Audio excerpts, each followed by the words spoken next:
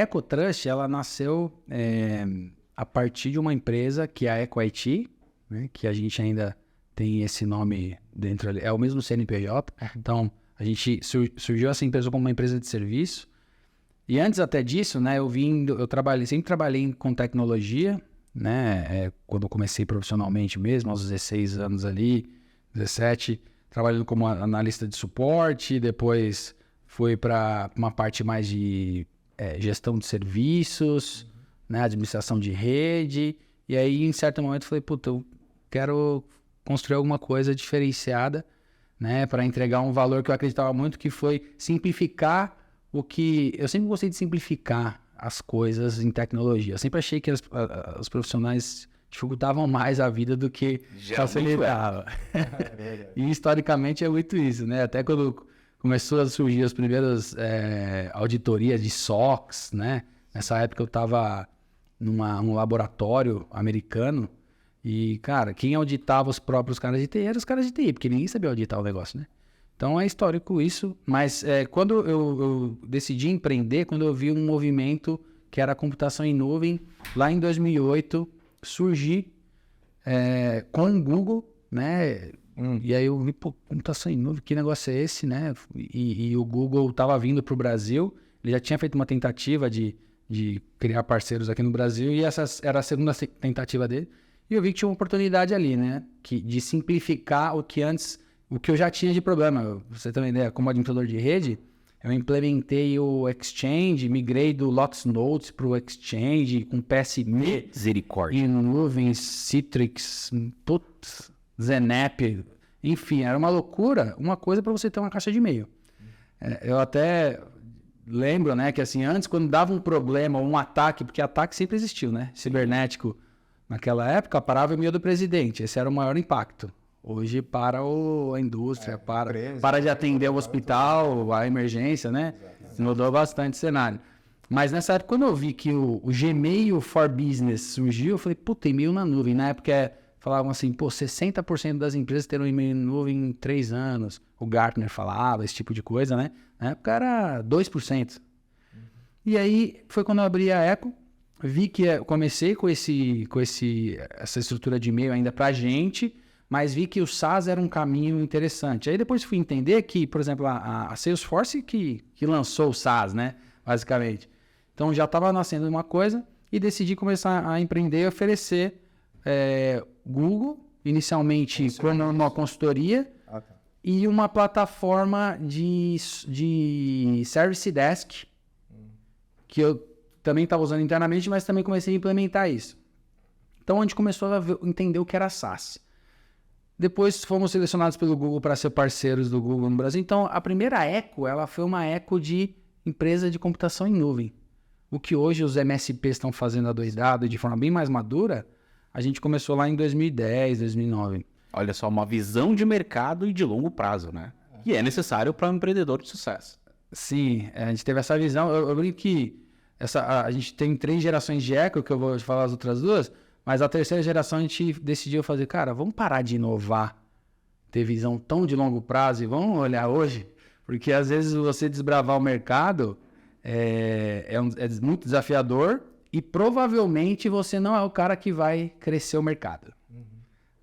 Os que abrem não são normalmente os que crescem mais, né? Porque são os pioneiros, né? Então, geralmente vai barrar em alguma dificuldade, vai estar ali ainda conhecendo alguma coisa, e o que vem atrás já está aprendendo, né? Exatamente. Então, geralmente, pode ser que aquele que vem lá atrás já passe por todas essas dificuldades que você passou como pioneiro e já avance mais rápido, né? E planejou mais, né? Tem alguns contra, né? Exatamente. A gente vê, por exemplo, hoje o ChatGPT, na verdade, ele lançou assim de uma forma explosiva e não teve essa característica, né?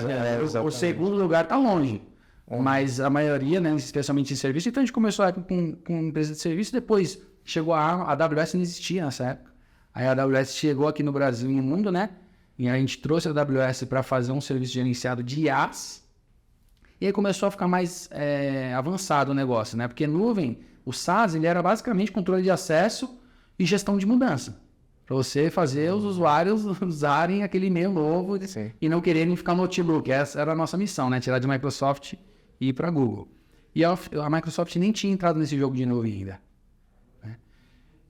Quando entrou a AWS, a gente viu que tinha um grande desafio de sustentação de segurança.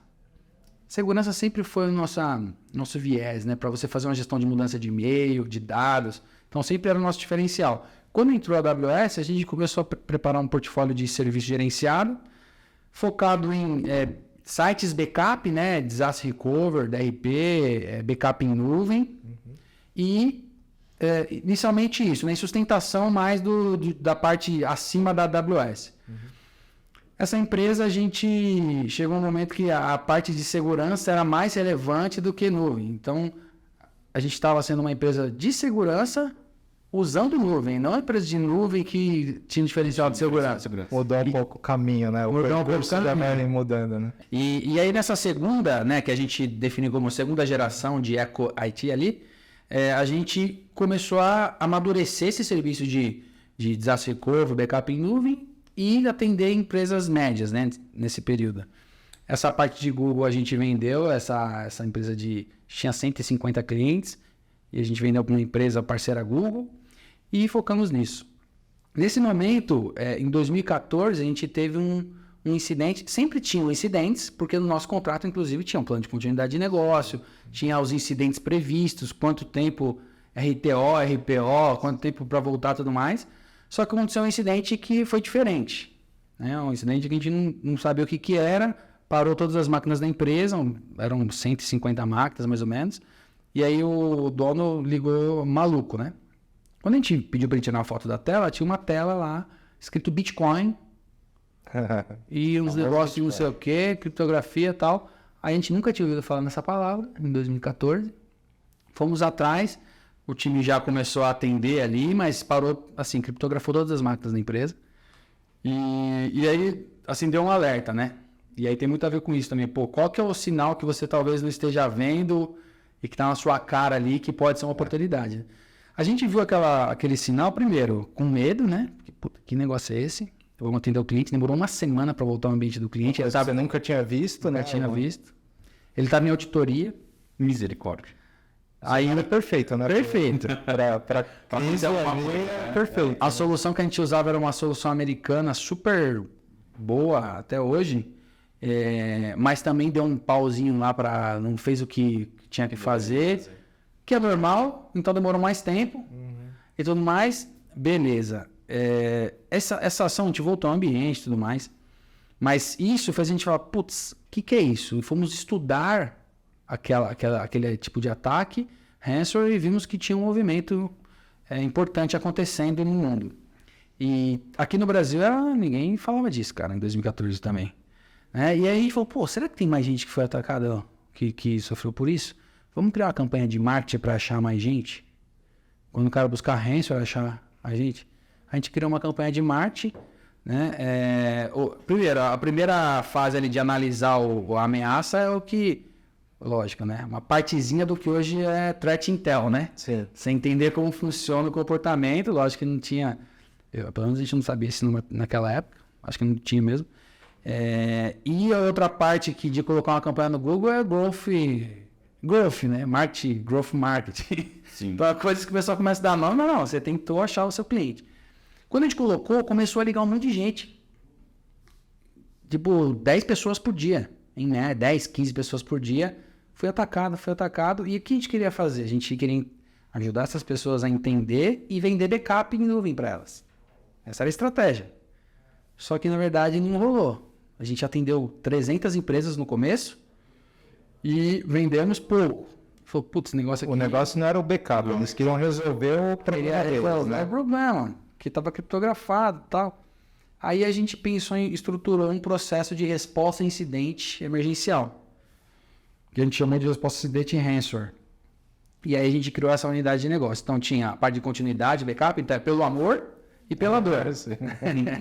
Esse era o portfólio da Eco Geração 2 ali. E a gente ficou os próximos 2, 3 anos amadurecendo esse processo de resposta a incidente ransomware e ajudando na tentativa de recuperação. Era um trabalho, assim, de emergência, cara. E 95% a gente não conseguia recuperar o que o cara queria. né? Então, mas a gente aprendeu muito sobre e salvamos muitas empresas. A gente atendeu mais de 3.500 empresas nesse sentido. E no meio desses 2, 3 anos que a gente ficou nisso, a gente começou a pensar numa solução que pudesse evitar que um ataque desse acontecesse. Então, você enxergou que a solução, na verdade, era uma prevenção, não é um paliativo, um remédio, mas talvez prevenir para que evitar, né, ter esse problema no futuro. Porque o pós, se você não tivesse preparado, você poderia até prevenir a perda de dados com backup, mas prevenir o incidente era o principal. E é o mais difícil, né? Que é o mais difícil. E aí a gente começou a desenhar o que seria uma plataforma, mas com viés não só... Porque já existia, por exemplo, scan de vulnerabilidade. Sim. Scan de vulnerabilidade existia há 25 anos, né? Já existia tudo isso. A gente usava, inclusive, nos atendimentos. E aí, quando a gente começou a desenhar essa plataforma, eu vi a principal proposta de valor era conseguir, primeiro, ter visão do risco para a área de negócio. Então, essa é a visão da plataforma até hoje, né? E a gente começou a desenhar a EcoTrust. Em 2017, a gente começa a pegar o lucro dessa empresa e até mais disso, de empréstimo e tudo mais, e começou a desenvolver dentro de casa a plataforma, 2017 até 2019. Em 2019, a gente lança a EcoTrust, que é uma plataforma SaaS, que é aquilo que a gente começou a vender lá em 2009, 2010, uma plataforma de software as a service de inteligência e risco cibernético.